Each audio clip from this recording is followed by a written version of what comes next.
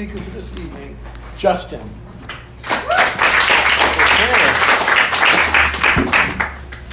Thank you. Hello, everybody. Justin, recovered alcoholic. Yeah. Thank you to Jeff C. for asking me to speak. He's not here tonight, which is interesting, but nevertheless, it's a great opportunity to be invited someplace, especially to be in such a great place as Alcoholics Anonymous. So I guess I'll share with you guys in a general way my experience, my spiritual experience, and how I have worked the steps, some experience, strength, and hope, best I can.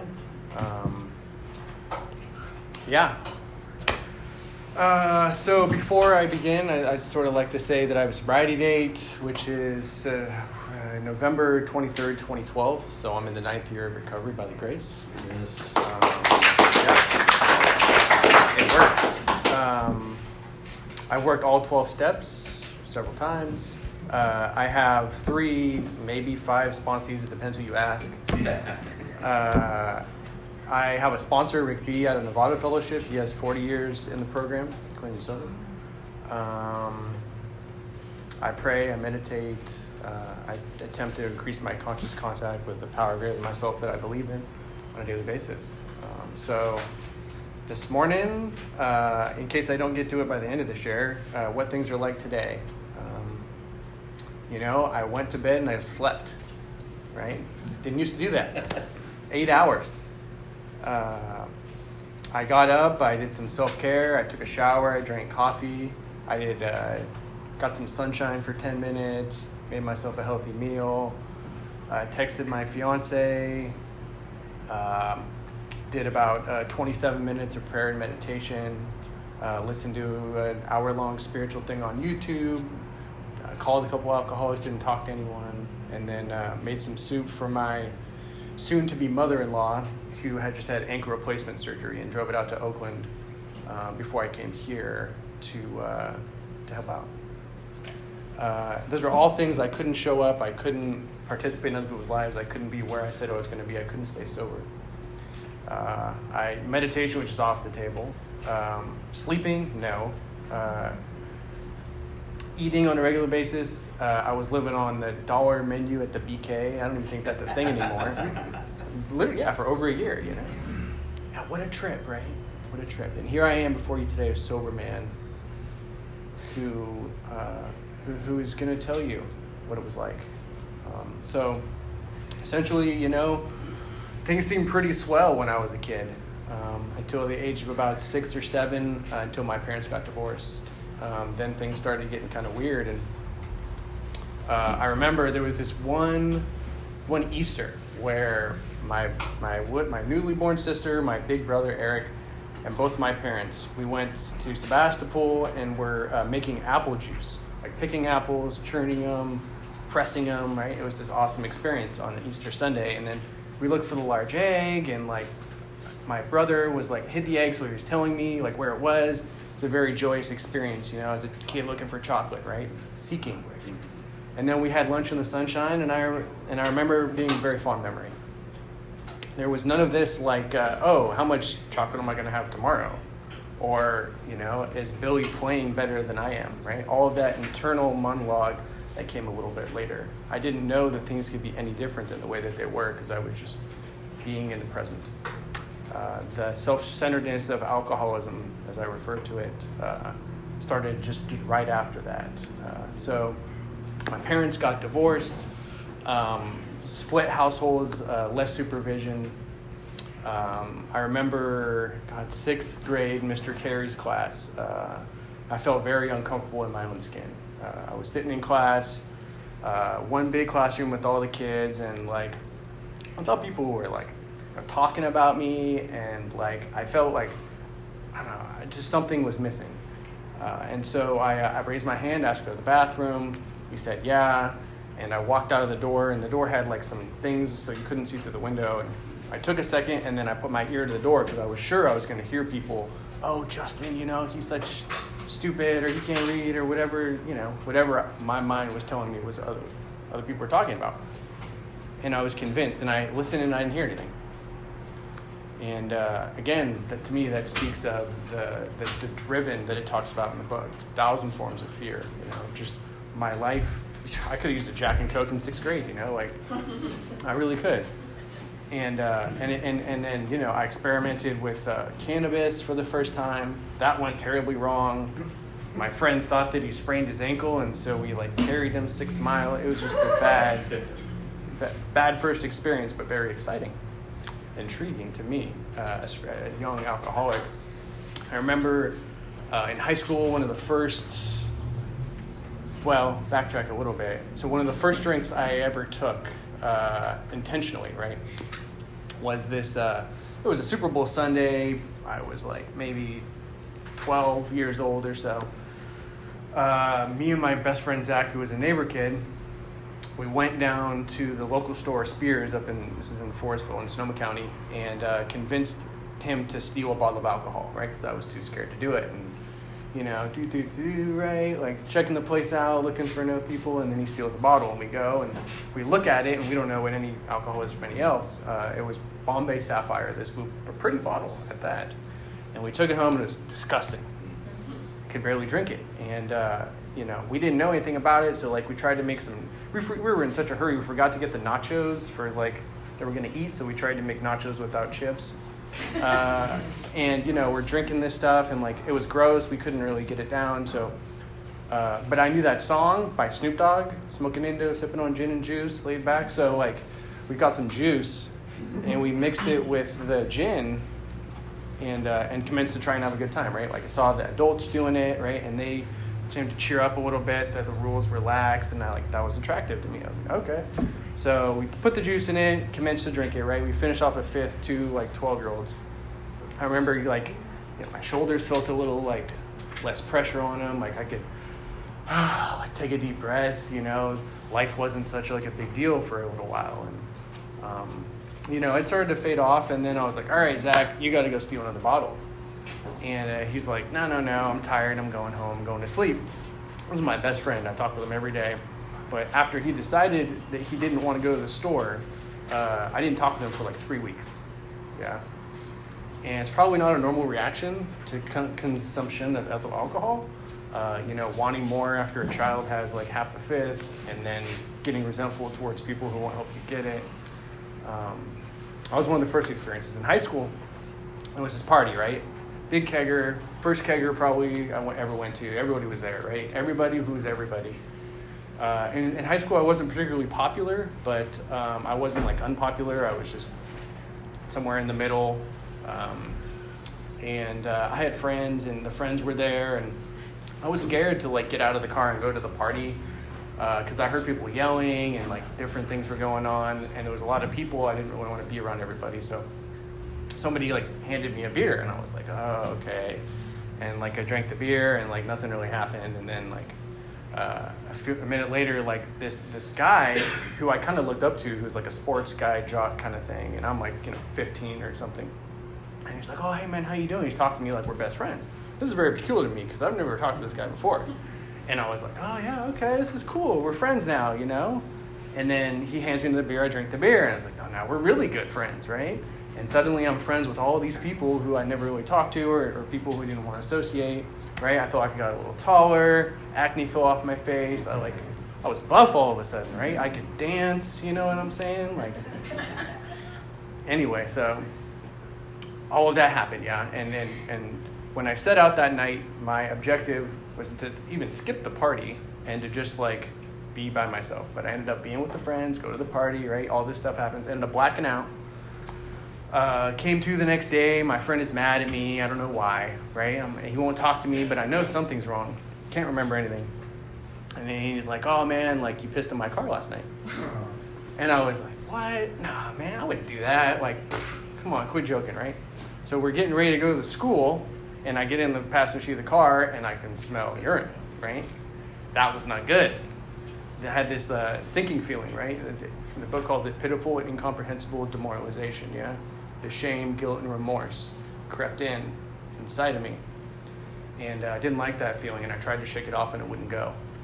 And so essentially what I did is I denied it, but within myself I really knew, oh shit. But I did not make the connection between that party and between the consequences, yeah. So my idea was to put a padlock on that in the closet and shut it away and never think of it again. That was my way of managing life, failed management. And so, fast forward a little bit, I'm in high school. My brother unfortunately passed away, Eric. Heroin-related incident. It was unclear whether he was murdered or whether it was accidental overdose, probably not an intentional overdose. I remember the sheriff's department coming up the stairs at my dad's house, and I started smoking weed at this point, and so I was like, oh shit, somebody figured out something. And I'm like trying to flush my stash down the toilet because I don't know what's going to happen. The sheriff is here, right? Fear. And they knock on the door and they talk with my dad, and my dad goes off crying.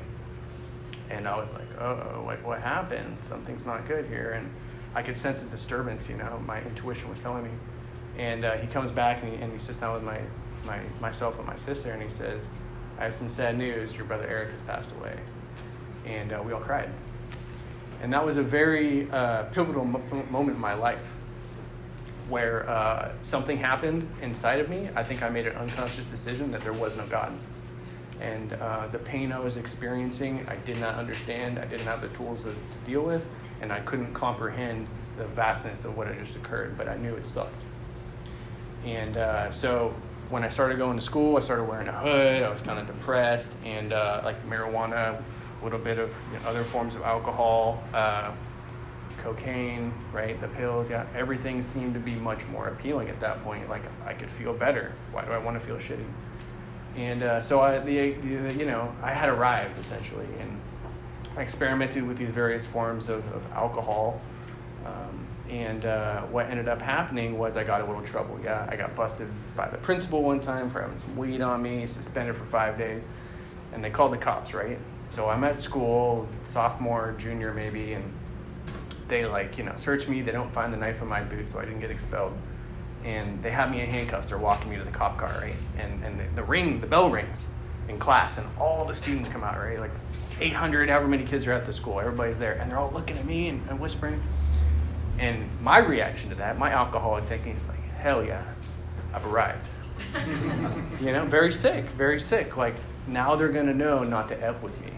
Now I have the prestige that I think that it is that I want.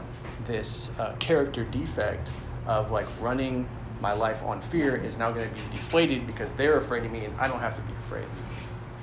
Now, I didn't think of it in these concepts, but just reflecting, right? So anyway, you guys are getting the picture. Ended up not graduating because I turned 18 in high school, and you could write your own doctor's notes. I got away with that once or twice, but when you start doing it like every day, saying that you're writing yourself a note, they don't buy it anymore. So like I was a half credit short. I didn't get to walk in my class. Instead, we had a big rager at my friend's house, and there again, I commenced to drink hard alcohol, black out, and not know what happened. So this was becoming a common theme. And then, fast forward, go to college a little bit, taking classes, and then at one point, the partying seemed to be more important than going to class. So I would get this compulsive thinking and it's kind of a craving thing going on internally, my internal condition, and I would get wound up tight, and everybody was kind of being an a-hole, and all right, I'm just going to leave class and go score. And then that became a regular thing, and I dropped out of school essentially and just started working. And what do you know, but this guy at my workplace sells the thing that I want, and we can drink after class. And so the downhill motion started picking up. And I didn't really want to quit. I had no desire to. I got busted for something, and I had to go to jail for something. I can't even remember what it was at this moment in time. Anyway. It was a big deal in my little life, oh shit. And then, some people pointed out to me after my mom had a 50th birthday, the first birthday party she'd ever had in her life. And I show up, of course, pills deep and drinking vodka and cranberry or whatever the cheapest thing was at the bar, and come to this concert and then start standing up right in front of the band, clapping to the offbeat and like ruined the concert for hundreds of people or whatever until I got kicked out. Drove my car inebriated, even though everybody was pleading me not to, down 4th Street. Somehow got someplace, big dent in the car. I don't even know how I got there the next day. And, my alcoholic life seemed the only normal one. And then it got worse. I was doing these prescription pills illegally. I was doing, substances that you snort, recreational club drugs. Yeah, it was just a garbage can of like whatever I could get. While I was still employed until I became unemployable. Until drugs and alcohol took a priority before going to work.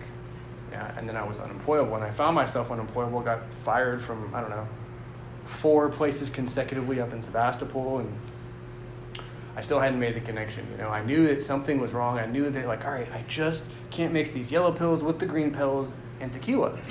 We're going to do Jack Daniels and the blue pills. Yeah, and it might work for like 6 hours or a half a day, but then I tried to do the same experiment the next day, and I was blacked out, or I was waking up in some strange place. And so, where's my wallet? Where's my car? There was almost a DUI. It was a 5150. I was drinking strawberries and cranberry with Oxycontin, and drove my car off the road. And I guess had been long enough period of time where I was coming to a little bit. And I told the cop, the CHP, I hit my head. I hit my head. I didn't want to get DUI. Something's wrong with me. If I don't pass this DUI checkpoint, it's because I hit my head in the crash. And I passed the DUI inspection, whatever, and then they like put me down on a gurney and strap me down and take me to the hospital. And they put me on like a 72-hour hold, right? And I was fighting them, and like they give me big needles full of stuff. They ran CAT scans. Nothing's wrong with your head. And they had to let me go after 72 hours. And they give you the discharge paperwork, right? Like, what was wrong with you? This is your aftercare, yeah?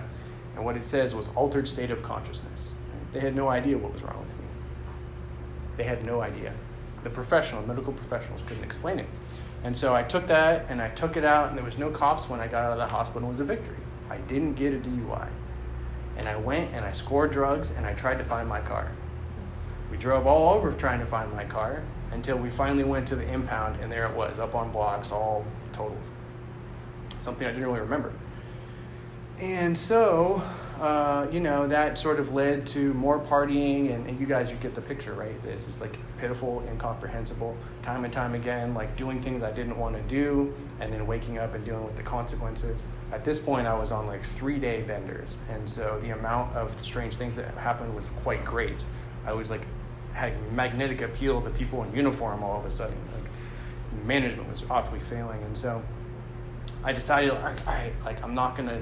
There's one day, I'm not gonna drink, right? Like, I make a decision. All right, I'm gonna hang out with my friends. I'm not gonna drink. So my friend brings a 6-pack, yeah, and we're around the campfire, and I'm like, all right, there's 6 beers over there. I'm not drinking today. All right, one more, 5 beers left, right?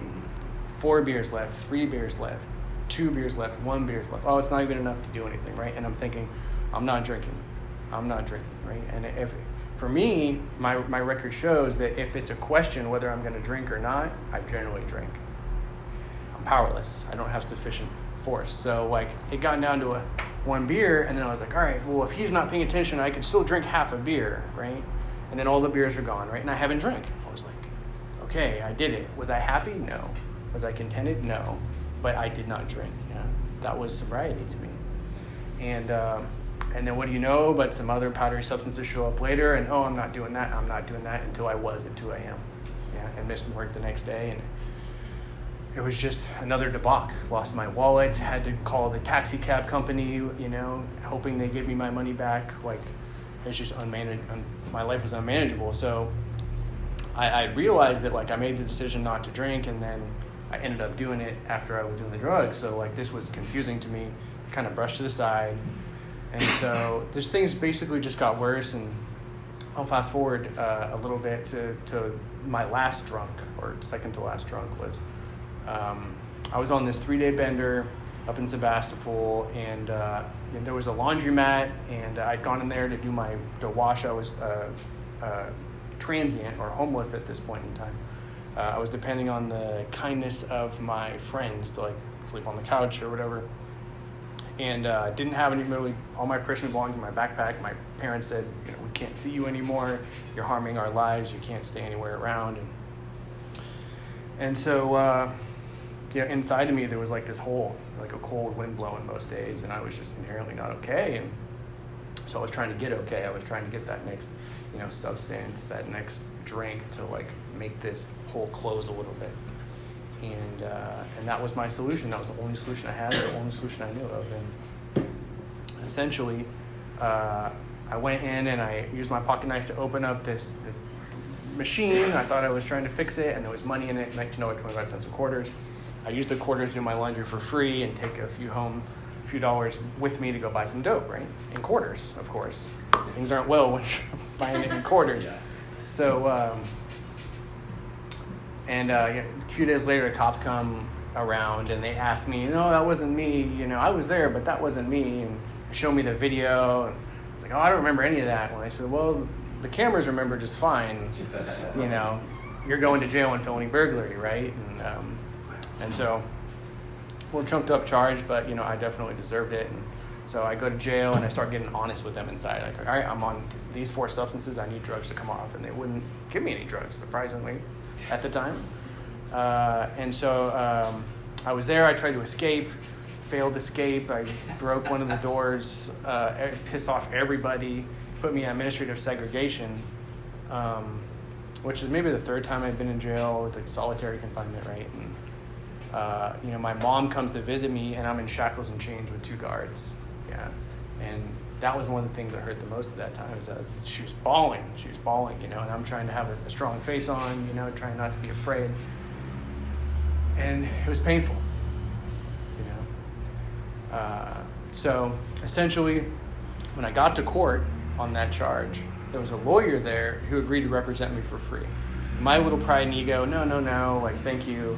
And anyway, he just marches up to the public defender and he says, I'm taking this case. And then he talks to me and he's, what was going on? And I said, I'm innocent. And I told him about my drug and alcohol use and how there was times I couldn't control it. And he goes in open court and tells everybody about my drug and alcohol use. And I was like, whoa, don't do that. The cat's out of the bag. We don't want to keep that don't tell the court. And so that was my opportunity to get into rehab. And so I had this opportunity through Kaiser. My mom let me, as a result of this, I tried to stay sober. I couldn't. My mom let me stay in the backyard of her house in this garden shed. No running water, no electricity, no bathroom, nothing, but I could sleep in there. And so I was staying in there, and I was taking like 5 buses a day from Sebastopol to CDRP in San Francisco, detoxing. I was smoking weed the whole time, essentially. I couldn't give up everything, even though I was trying to. And then a bed opened up down in Sequoia Center in Redwood City. I don't think it's there anymore, but they let me go, and I stayed there for 62 days, and things started getting different, I got a sponsor, and we started reading the steps, and everything went right over my head. I don't understand this book, and this old white guy, and like stocks. I don't know anything about the stock market. He's a stockbroker. Like, what does this mean? I didn't think I had anything in common with the literature. And so they suggested I move to a sober living environment, and so I moved to San Rafael at the time, and they displaced Marin Services for Men, so I started moving in there, and that was a real jaw dropper. I did not stay sober though. Rehab for me was not enough to keep me sober, and so I had one drink after that at this at a Thanksgiving event. I didn't tell anybody about it and tried to brush it under the rug, and went home to the SOE, luckily, which was helped with keeping me sober, and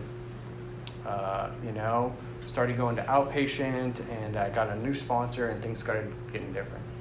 And he helped me have a first step experience, as he explained it to me, which is we examined my experience, right, my alcoholic drinking, and he helped. He asked me, he's like, were you ever drinking and then suddenly like sober and you like couldn't press out like all of the shame, guilt, and remorse? Like, did you have a moment of clarity? Yeah, how do you know about that? And he told me his experience, right? And suddenly we have this patient-to-patient relationship. And, I was just really sick at the time. And, we moved on to step 2, and he has me doing writing exercises, and I don't understand anything. And then, he says step 2 is using the program of Alcoholics Anonymous. If you've admitted to your innermost self that you're alcoholic, then we have these spiritual tools you can use for yourself. And, he explained it like bat belt, right? And I was like, oh, that's pretty cool, right? I like Batman. And, you can pull out your honesty at any given time and use that, or you can pull out your relationship with your higher power, you can work on brotherly love, like when you're having conflict, you can bring peace out. And this is revolutionary stuff to me because I was just used to taking some pills and drinking some booze. And things started getting better, right? And so I got through he said step 3 was just a commitment to finish the rest of the steps. And I didn't understand the wording, but we continued on. And then we got to 10 minutes? Yeah. Okay, thank you. We got to step 4, right? Moral inventory. And I balked hardcore, but I was going to these meetings with the guys in the sober living, which was super helpful for me, and I was doing the outpatient, which is what I needed, and I had the sponsor, which is what I needed. So there was a support group holding me in place. AA was the cradle of AA, had these God rails that were keeping me right where I needed to be until I got the willingness and the honesty to complete this first inventory. And so it took me 6 months and 6 hours. 6 months of balking and about 6 hours of writing. And my patient sponsor, man, that was a gift from God, because he would sit there with me and we'd do it together, because I just couldn't write on my own. And so we basically did 4 and 5 kind of together, and I read it all to him. And there's some things I wasn't going to tell him, but I kind of went out on a limb, and I was like, maybe, I don't know, some weird stuff that I never told anybody this shit. And nevertheless, I told him, and he told me about some even worse stuff that he had done, and I was like, what? With a cow? Really?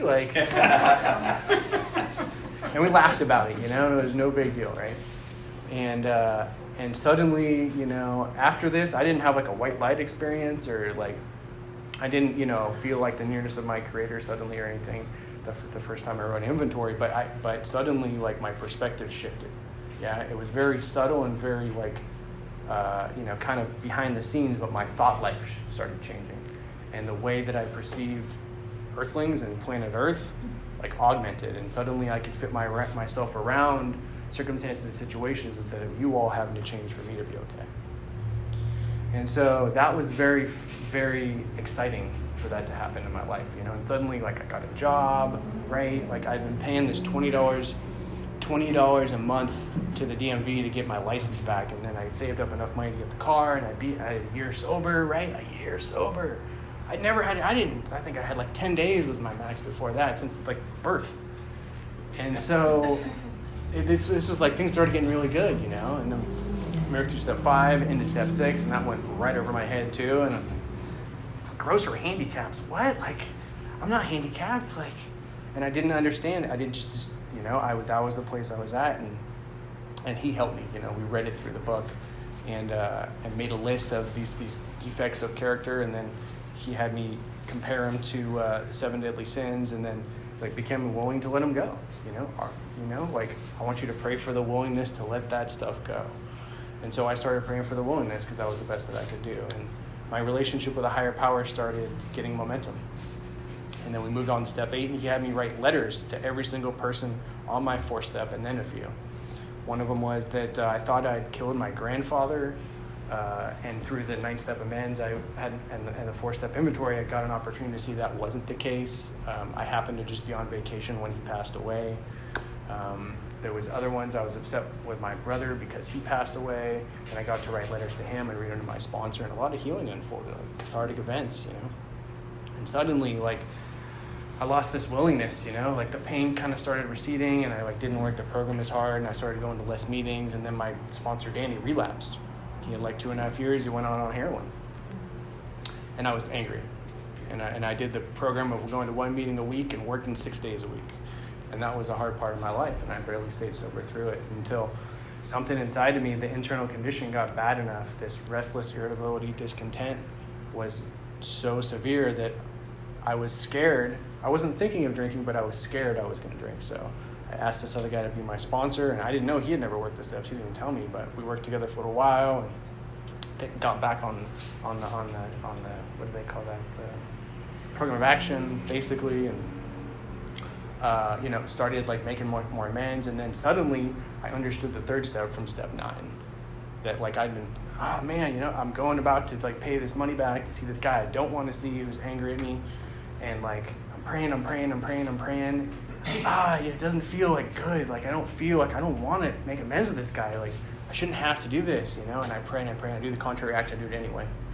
And the power moved through me, all the power that was needed to do this amends. And like afterwards, I feel light, I feel free. Like I feel like I've jumped 10 feet in the air, And it was very clear to me that all the prayer had equaled getting through this amends. And suddenly I had this very deep connection with the higher power. And so I was kind of late to the game on step 10 and through step 12, but,